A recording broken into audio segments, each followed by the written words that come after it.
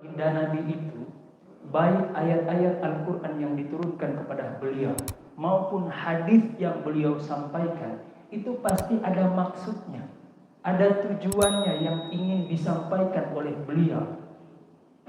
Nah, inilah yang diajarkan oleh baginda Nabi. Jadi Nabi itu mengajarkan kepada para sahabat bukan hanya sekedar teks wahyu saja, bukan hanya sekedar teks Al-Quran, apalagi teks hadis, bukan. Tapi ada pemahaman yang diinginkan oleh beliau di balik teks ayat Al-Quran dan juga hadis Nabi.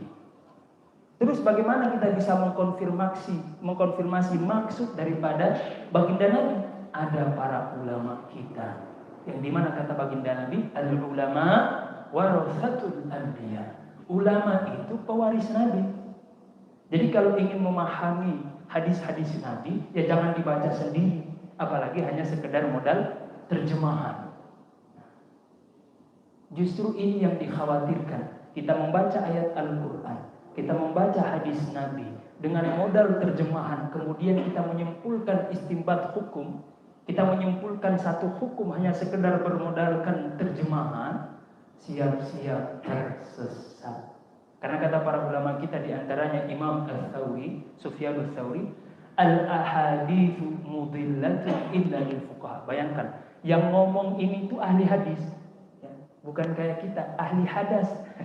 Ya, ada ahli hadis, ada ahli hadas. Maksudnya ya, hadas kecil maupun hadas besar. Kalau beliau ini beneran hadis, pakar hadis.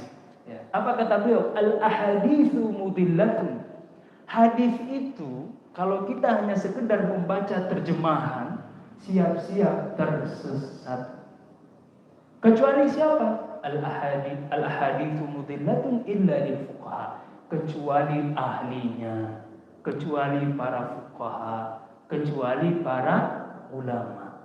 Karena mereka punya perangkat, mereka punya alat. Samalah seperti kita Bapak Ibu sekalian. Apalagi bapak-bapak di sini yang mungkin berprofesi sebagai dokter, tentu yang paling banyak tahu tentang ilmu kedokteran. Jangan saya yang ngomong kedokteran, apalagi saya tinggal ujuk-ujuk langsung ngurusin pasien. Ya, itu namanya malpraktek.